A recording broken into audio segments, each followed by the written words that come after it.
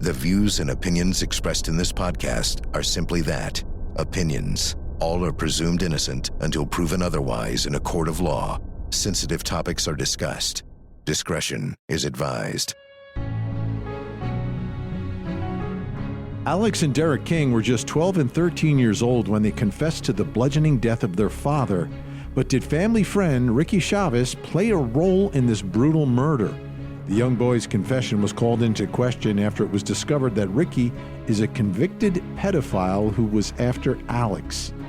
I'm Vinnie Politan, and welcome to the Court TV podcast.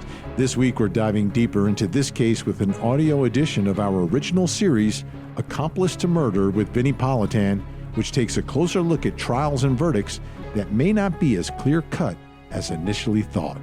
This is the Court TV podcast with Vinnie Politan.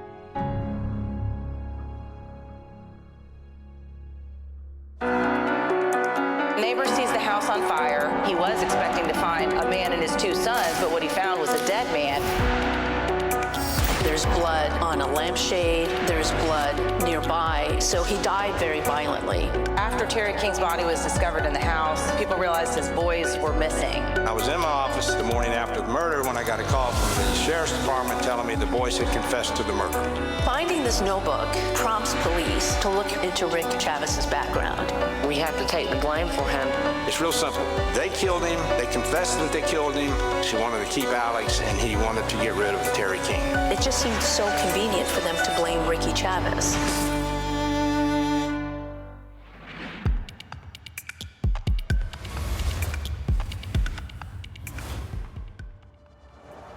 Tonight I'm in Cantonment, Florida, a rural town in the Florida Panhandle, near Pensacola and the Alabama border.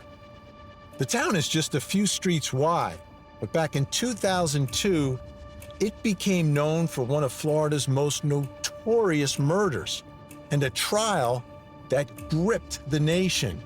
It all started just down the road with the report of a house fire. There's a house directly behind me up my creek is on fire. Neighbor sees the house on fire. It's an older home built in the 1940s, I believe. And so the neighbor calls the fire department. They come in and they put the fire out. And one of the first firefighters in the scene starts going through the house. And it's dark, there's soot everywhere. There's still smoke in the room. He was expecting to find, hopefully, a man and his two sons, but what he found was a dead man and no sign of the two sons. They think at first that it was the fire that killed him because he's sitting up, and there's something about the way he's sitting that make them think that he might have died from smoke inhalation. But they see his head injury, and there's blood on a lampshade, there's blood nearby, so he died very violently. So they soon determine that this is not an accidental death, that this is in fact a murder. The man in the recliner was identified as 40-year-old Terry King. Terry King was a single dad to two little boys, Alex and Derek. Derek was the older one, he was 13, and Alex was the younger one, he was 12. After Terry King's body was discovered in the house, people realized his boys were missing. Did they meet a similar fate to their dad? Were they kidnapped? Did they run away? There was some concern that they were in danger. But then just 2 days after their father was found brutally murdered, Alex and Derek King walked unharmed into the Escambia County Sheriff's Office behind me, brought in by a friend of the family, Ricky Chavis. And he brings them to the police station, and there they're interviewed by the police.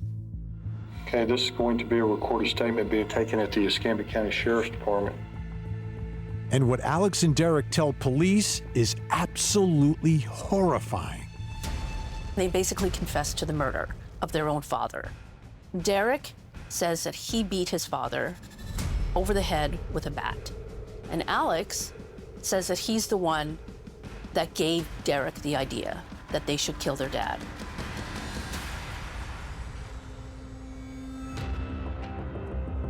David Rimmer was an assistant DA assigned to homicide cases at the time. I was in my office the morning after the murder when I got a call from the sheriff's department telling me the boys were there and that the boys had confessed to the murder. It was determined that since the evidence supported first-degree murder, we had to take it to a grand jury. The grand jury returned an indictment of first-degree murder. They were not old enough under the law to be subject to the death penalty. So if convicted of first-degree murder, they were looking at life in prison with no parole.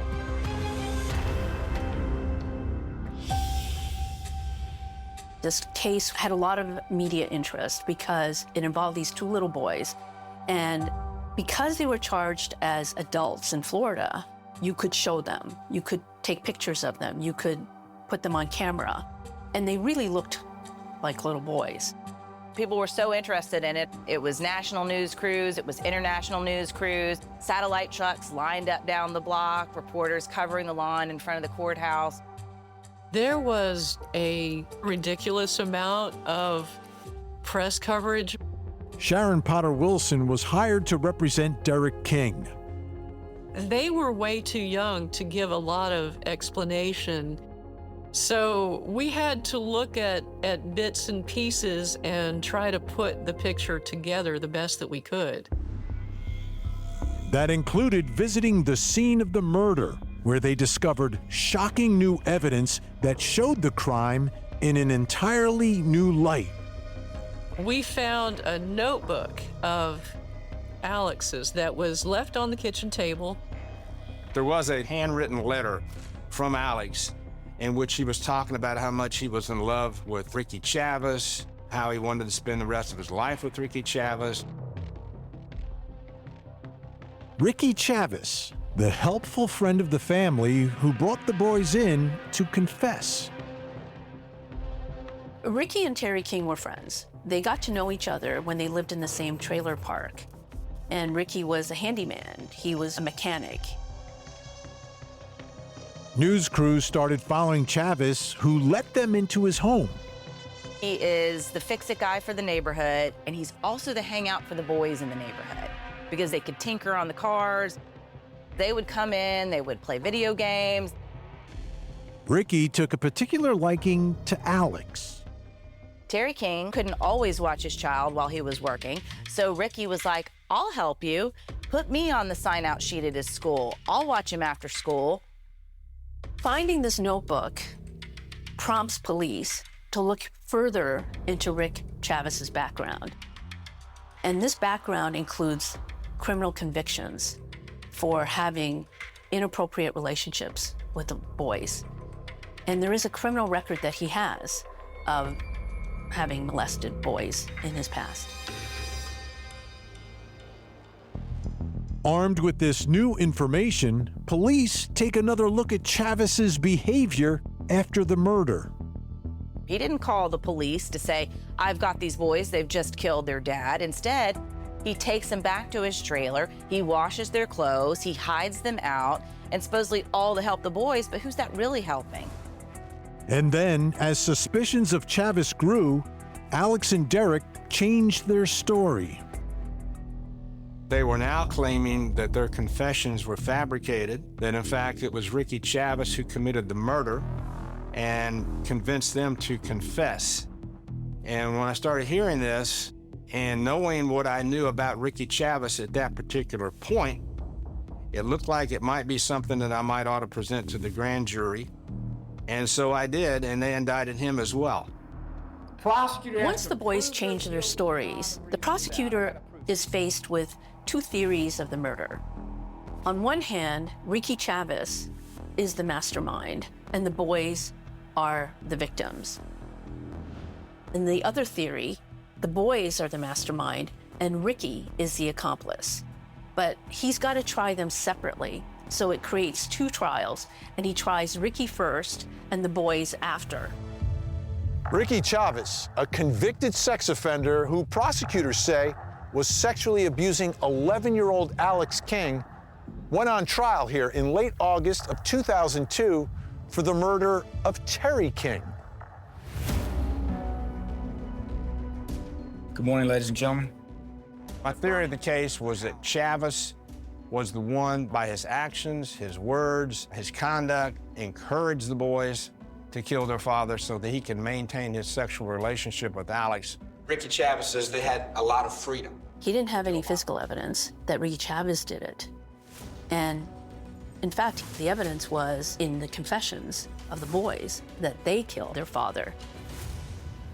So what I expect them to say today is that their confessions to the police were in fact lies.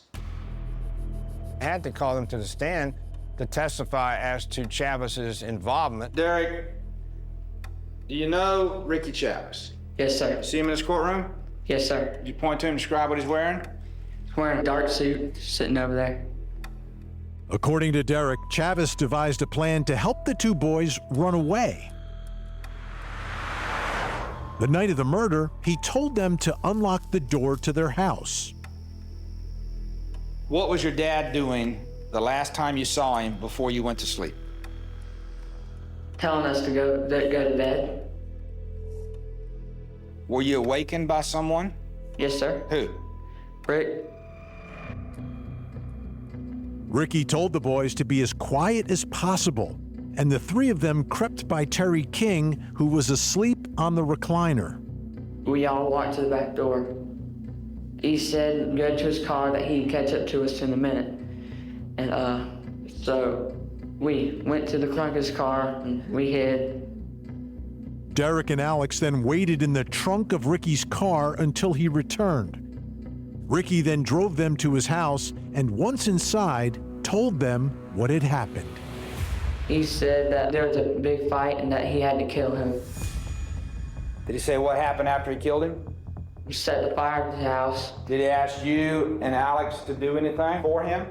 He said that that we have to take the blame for him because he promised his mom right before she died that he would never get locked up again. Alex's testimony was highly anticipated and riveting. Can you state your name, please? Alex David King. How old are you? 13. His story at trial was that this was all Ricky's idea. What happened when you got to Rick's house? Well, he took us inside, said that there had been a fight, said there had been an accident, said that my dad was dead, and said that he had done it for us, and like my dad would have killed us before he let us go live with him. Did Rick want you to come and live with him? Yes, sir. He had a picture of Alex taped to the headboard of his bed. When he was in custody, they found a picture of Alex in the pocket of his jumpsuit right next to his heart. It was obvious that Chavis was obsessed with Alex. Alex, did you have a sexual relationship with Ricky Chavis?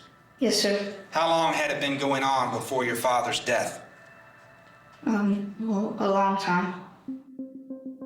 I just remember Alex getting up there and being so tiny and so little, and his little tiny little boy voice talking about how he thought that he was in love with Ricky Chavis. Did you write some notes and letters about how you felt about Ricky Chavis? Yes, sir. Alex testified that Ricky Chavis had helped the boys run away from their father just a week before he was murdered. Now, when Rick came and picked you up on November the 16th, did you tell him you were running away from home? Yes, sir. Where did he take you and your brother Derek? He took us to his house. I believe you testified you wanted to be with Rick. Because he let me play video games and stuff. Like he had a game machine. It was fun over at his house, I guess. He basically let them do whatever they want, but his real interest was in molesting Alex. Where would Ricky Chavis have sex with you? Several places. Did he ever have sex with you at his home? Yes, sir. He appeared very uncomfortable talking about the relationship that he had with Ricky Chavis. He was being probed for details because they wanted to make it clear that there was a motive here. Ricky had the motive to be with Alex King. When you look at how he was treated by Ricky Chavis and grooming him to be his lover, it was sickening. When Alex gave those details from his own mouth, it was clear that he was being manipulated and he was being groomed by a pedophile. You know how long you stayed there at his house after you ran away from home? About a week. That entire week, Terry King was desperately looking for his boys. Terry King is doing everything you would expect a worried father to do. He's putting up missing poster signs, he's talking to his friends. He goes to Ricky Chavis's trailer and he asks him, "Have you seen my boys?" And Ricky says no. And so Ricky lies straight to Terry King's face that he doesn't know where his sons are. In fact, they were literally right underneath his nose. The trap door was in the floor of his mobile home. You could get down in there and you could sleep in there, and it was like a little hideout. They were there, but Chavis told them they were not. The boys had run away for a week. When they returned to their father, Terry King begins to suspect that Ricky Chavis knows more than he's letting on. And after the boys came back, Terry went to the school and removed Ricky Chavis from the list of people who were allowed to pick up his children.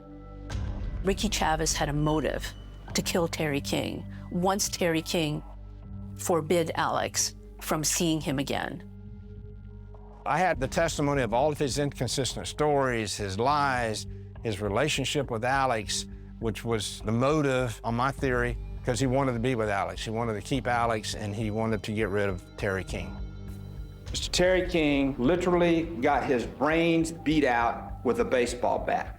Now the question is, did Chavis do it, or did the King boys do it? It's up to you to decide which is the best evidence. My only concern is that justice be done. That's my only concern. Coming up, the defense takes aim at the shifting story of Alex and Derek King. During their testimony, it just seemed so convenient for them to blame Ricky Chavis and absolve themselves of killing their father.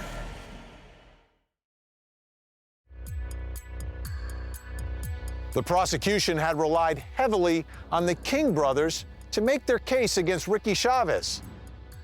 But that testimony differed drastically from what the boys told police directly after the murder, that they alone had killed their father. In some way, Ricky's defense attorney had the upper hand because he had the boys' confession. The boys just had so many details from their confession that would indicate that they were actually there.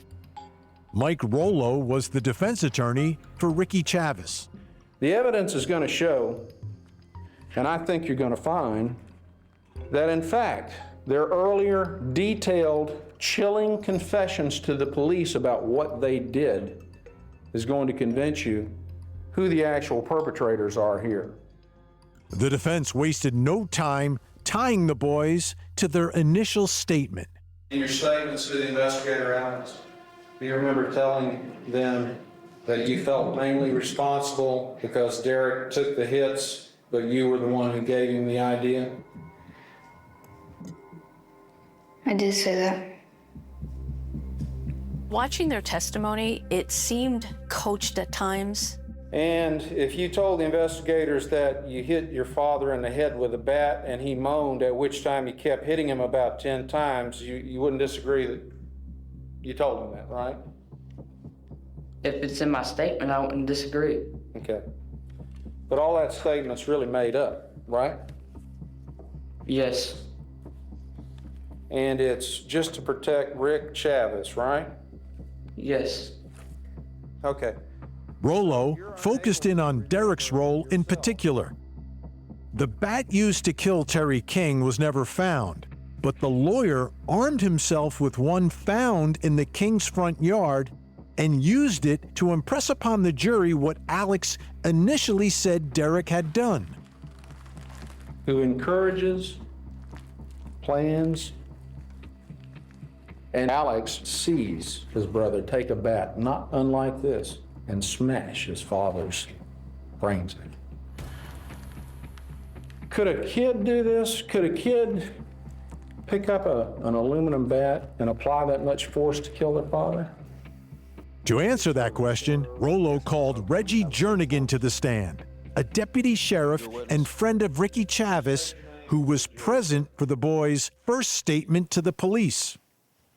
How long have you known Rick Chavis? was about 82, 84. Have you ever known him to be a violent person, or is he a peaceful man? No, never. According to Jernigan, it was Derek who was the violent one. Was there an occasion when you were having your vehicle serviced or worked on where you saw Alex and Derek King with a sledgehammer striking a vehicle over at Mr. Chavis's? Yes, I did. That was Derek King.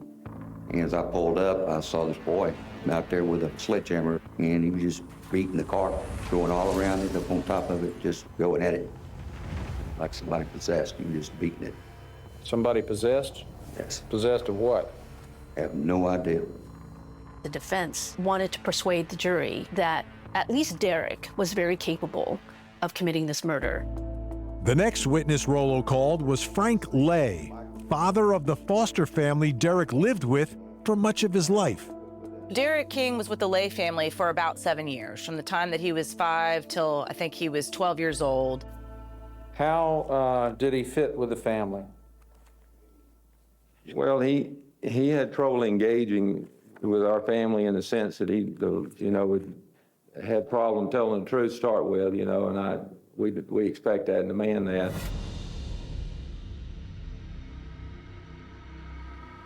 Did he seem to have a fascination with fire? Yeah, I would say yes, because when he first came and we'd do a little fire out in the yard or something, it would be tough to keep him out of the middle of it, literally. He just was too engrossed in it. Did you feel like it was a threat to your household, that he needed to be kept away from lighters and matches? Yeah, we forbid him from having any kind of matches or lighter or anything like that. Did it finally reach a point where you decided this wasn't going to work? Yes, we have 6 grandchildren, and we were just getting concerned about his lack of ability to discipline himself at school, at home, and so we started to make efforts toward finding him either a military school or a boys' home or something that would be able to deal with his problems 24/7. That's when Terry King stepped in and agreed to take Derek back. Derek came home from school on a Friday afternoon, and Mrs. Lay came to see him up in his bedroom and said that he was going back to live with his father, and she had packed his stuff, and 30 minutes later, Derek was gone. That was the only family that he really knew, and they basically threw him out to go live with his father and his brother, who he did not know. This is a man who's barely getting by on minimum wage, so he doesn't have all the toys and the clothes and the lavish lifestyle that he enjoyed with his foster family. Within weeks, with the help of Ricky Chavis, Derek had run away. He eventually ended up back at his old foster home. The girl's house there that he knew from the high school, and her parents called and let us know. So we went over, and that was the first time we'd seen him in about 5 or 6 weeks. He proceeded to tell me that his dad was a control freak and that he just couldn't live there anymore, and that he just couldn't stand it. I said, if it's so bad there, if things are so bad, Alex has lived there all this time. I said, Alex doesn't seem to mind. And Derek said, Alex hates my dad. He hates him. He said he'd like to see him dead. Just a few days later, Terry King was dead. Rick Chavis was a person who had care and concerns of the children foremost in his mind.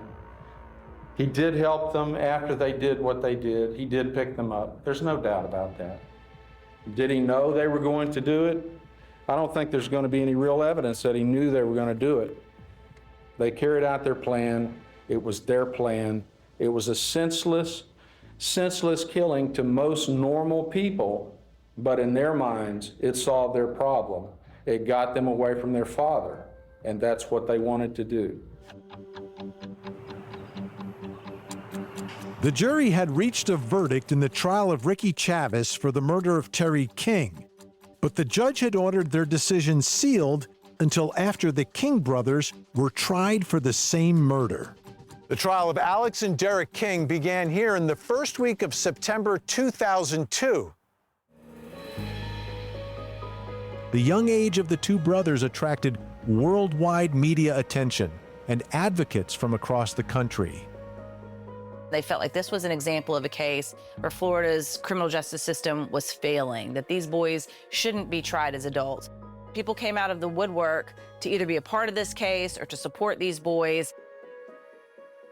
I came across Court TV, and there were these two young children on television in the courtroom with their lawyers. Lisa Drew Alton drove with her husband from Southwest Missouri to Pensacola to support the boys. We had people from all over the United States. In a strange twist, after arguing that Ricky Chavis was guilty of killing Terry King, David Rimmer now found himself trying to prove that it was actually the King brothers who carried out the murder. The facts were easier in their case than it was in Chavis's case. The police will tell you that when they questioned the two boys confessed to the murder of their father. And their trial is real simple. They killed him. They confessed that they killed him. The evidence supports that confession. The challenge was that they looked so innocent. Two young kids that looked like little Sunday school angels. That was hard. If you'd raise your right hand, please, we'll have the clerk swear you.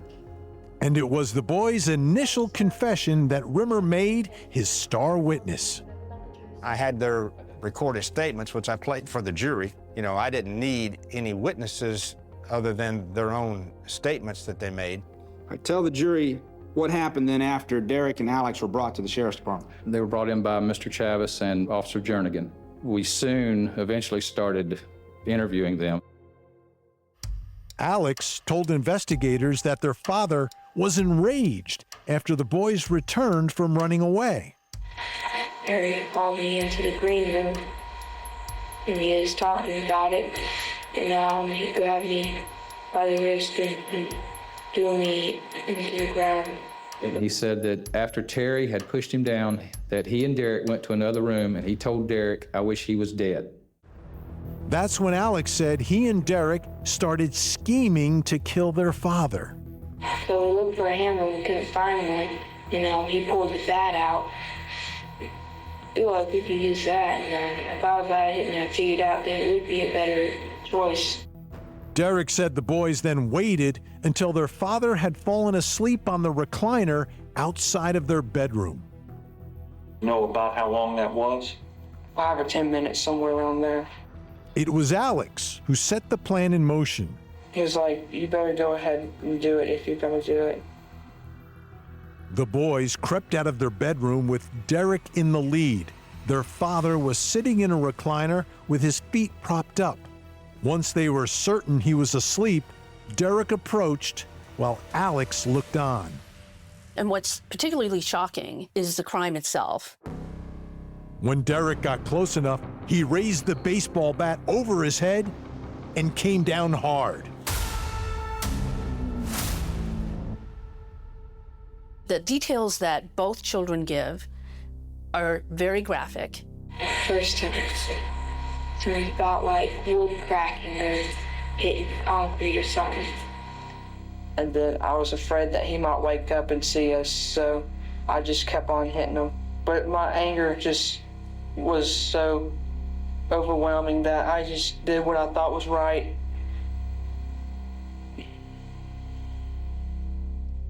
Alex discusses details about what he sees and hears.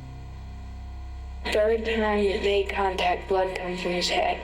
He smashed his face in, he hits him in the back, makes contact with the left side, and makes contact with the forehead, knocks a hole in the forehead. You can see his brain. By the time he got done, he was still trying to breathe. And made sort of like a sound like the person has a slightly stopped up nose. He hears his father make gurgling sounds, and so they fear that he's still alive. And so Derek has to hit him a couple more times. Then the boys decided after they killed their dad that they were going to start a fire to cover up the crime. Threw the bat on the bed, lit the bed on fire. The boys flee the house and spend the night in the woods. The next afternoon, Alex says he called Ricky Chavis from a nearby payphone. Then we went to his house, we got cleaned up, and we took a shower. And then we waited for Reggie to come pick us up and take us here. The pathologist who conducted the autopsy said there's no way they could have known all of those details about the body and what was happening as he was dying unless they were there. Coming up, while their detailed confessions appear damning, some odd inconsistencies hint that someone else may have been present at the scene of the murder. There was accelerant throughout the house, and they never talk about that. So that's one of those things that made people think, well, Ricky Chavis was there. Maybe he is the one that set the fire.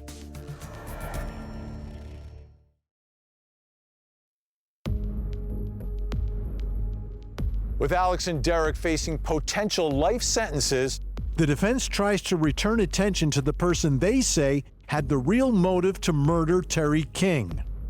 Ricky Chavis is very afraid of some things because during the week that they've been a runaway, they've been less secretive about their physical relationship.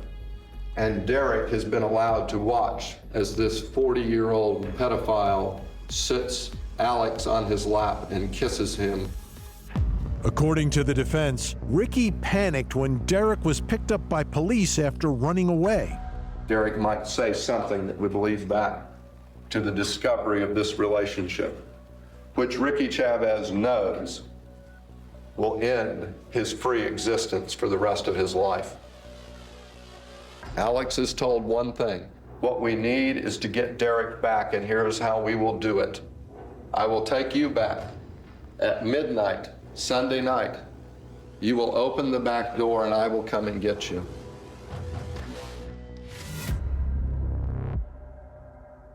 Midnight. It was a time that both boys mentioned to Mike Tyson, one of the last people to see Terry King alive. When they came over at 5 o'clock and Terry had both children with him for the first time in about a week, did everybody seem to be happy? Yes, sir. Mr. Tyson, you've been asked several times. The boys expressed a desire to get home, but they needed to get home at a particular time. Is that correct? Yes, sir. And that time was, in fact, midnight, wasn't it? Yes, sir. In fact, a familiar face admitted to being at the King's home around midnight. Mr. Chavis told you that he was out there immediately prior to the murder, correct? Yes, I believe so. There was no physical evidence that Ricky Chavis was there that night or that he was a part of the killing, but I think a lot of people speculated that perhaps he was, just because there were a few inconsistencies with what the boys described that night. One inconsistency was the boys' story about when Chavis picked them up. In the woods, there's a trail that led to a little camp here, a tent type thing that the night in before, the first time anyway. And so we stayed there for a couple of nights. A couple of nights. Derek, too, tells investigators a similar story. Went to the very back of that subdivision in the woods, and we just stayed there. Okay. And how long were you there? 2 days. Well, 2 nights. Okay.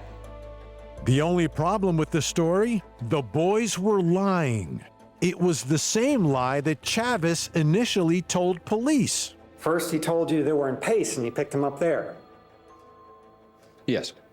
Then later, he admitted that they'd actually stayed at his store and they had his house and he picked them up the night of the murder. Yes. That would have given Chavis an entire day more to influence the boys' statement. The brothers got other important details wrong in their confession. The boys leave out some fairly significant facts that we now know from the fire investigation that you're very well aware of, correct? And what may that be? The use of accelerants. We asked them about that. The workbench, you had talked about it earlier. There was some lighter fluids and stuff. Tell us about that. We didn't use any of it. We just looked at bed because we knew the house was very vulnerable because it was so old. Derek never mentions accelerants either. Threw the bat on the bed, lit the bed on fire. Did you light anything else on fire? I tried to wipe the rug at the front door, but I don't think I did. If it wasn't Alex or Derek, then someone else had absolutely drenched the area from the bed to the door in an explosive fluid. I would say from the bed to the door, you're looking at approximately 10 feet in length, and width-wise, probably 4.5 feet at its furthest point. So if a person who poured this accelerant had walked over to the bed area of this room and threw a match on it, could they safely have gotten to the door, or can you tell? Based on what I see in this room, I do not believe that the person would have ignited it from the bed because they would be standing in the accelerant that was on the floor. Thus, they would be burned. And when you're saying burned, can you tell anything further than they would have been burned? Well, they would have been standing in the fire. And I don't know what extent they would have been burned, but it would have been serious damage, I'm sure. The defense even used the bloodiness of the crime scene to cast doubt on the brothers' involvement. Was there a considerable amount of blood spatter on the walls? Yes. Was there blood flung nearly 12 feet away Yes. against a far wall? Was there blood slung on the ceiling? Yes, sir. With so much blood, it seems reasonable that some of it would end up in the trunk of the car where the boys said they rode after Chavis picked them up. But investigators found only a single spot to analyze. And that analysis proved to be false, correct? Yes. So there was no blood in the trunk.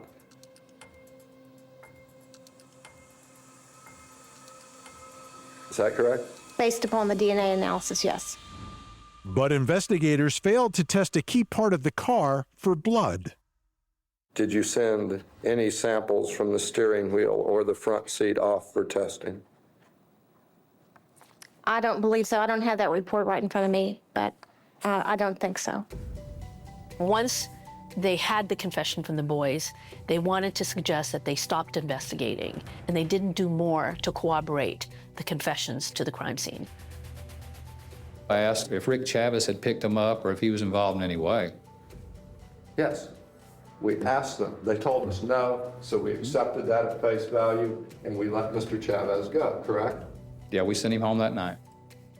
Ricky just gets to throw his hands up and say, well, I'm just a dumb old boy trying to help. If you really are the family friend and you're trying to help these boys, why would you bring them in to confess? Why wouldn't you call a defense attorney first? Why would you just waltz them into the sheriff's office and have them sit down and be like, yes, I killed my dad. We beat him until we heard the death rattle. It just seemed too convenient for Ricky as well. After a short 3-day trial that gripped the nation, the jury was ready to reveal the King brothers' fate. State of Florida plaintiff versus Derek King defendant. Verdict: guilty of second-degree murder, a lesser-included offense, without a weapon. State of Florida plaintiff versus Alex King defendant. Verdict: guilty of second-degree murder, a lesser-included offense, without a weapon. The verdict meant the boys would be locked up in an adult prison for at least 20 years before becoming eligible for parole. It was not so well received on the part of the public. The public sentiment was that had it not been for Ricky Chavis, this would not have happened. The public anger grew when the jury's decision in the Chavis trial was revealed. We, the jury, find as follows as to count 1 of the indictment: not guilty. When it came back that the boys were convicted and Ricky Chavis wasn't, I think it was just this feeling of, what? Is this really what happened? Is this justice? And that's when members of the jury start telling the press, we don't even really think the boys killed their dad. I heard later on that they found him guilty of the lesser charge because they believed that Chavis was the real killer and that they helped Chavis. Faced with a jury that didn't believe its own verdict, the judge made a striking decision. It was unprecedented. The judge set aside the King brothers' verdict, in part because the prosecution had brought 2 different theories of the case, one being that Ricky Chavis was the murderer, and the other being that the King brothers were the murderers. The judge then made another decision almost unheard of in a murder trial and sent the case into mediation. The defense came to the agreement that the boys would plead guilty to third-degree murder. Honorable Frank Bell is presiding. I think the judge took an impossible situation and he turned it into something that was a much more palatable scenario going forward than any of us had ever anticipated. Derek is sentenced to 8 years and served 7. Alex served 6 years of his 7-year sentence. After getting out, the brothers lived briefly at a ranch owned by Dan Daly, described by the media as a haven for children who kill their parents. Lisa Drew Alton traveled there to meet Derek. He loved Dan's place. Dan lived out in the middle of the desert near Terlingua, Texas, in an open-air house that was off the grid. He was delightful. I never felt afraid. I never felt threatened by him. He was always very respectful and kind. Molly Barrows kept in touch with Derek for several years. He did get married. He did have children. He served some time in prison for crimes related to his family. And then Alex, I think, has also struggled. Part of that struggle came from readjusting to life after being in prison for 7 years. He became addicted to opioids, and his family says he never really recovered. After our interview, Molly Barrows wrote her last article about Alex. On April 24th, he died of a massive heart attack caused by a drug overdose. But what about the man who many believe was equally responsible for Terry King's death? In a subsequent trial, Chavis was also found not guilty of sexually abusing Alex. They go after him a third time. This time, they charge him with accessory after the fact and tampering with evidence. No matter what anybody thought of Alex, Chavis was hiding him from his father, hiding him from the police, and Chavis had washed their clothes and had them take showers and get all cleaned up. I mean, that was undisputed. Those facts were undisputed. Tried as an accomplice after the fact, Chavis was convicted.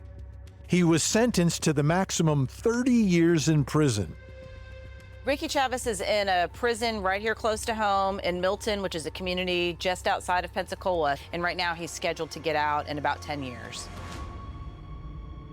Terry King lies in a graveyard not far from where he was killed. On Terry King's tombstone is his date of birth as well as the day that he died. And it also says, "Love you, Alex and Derek."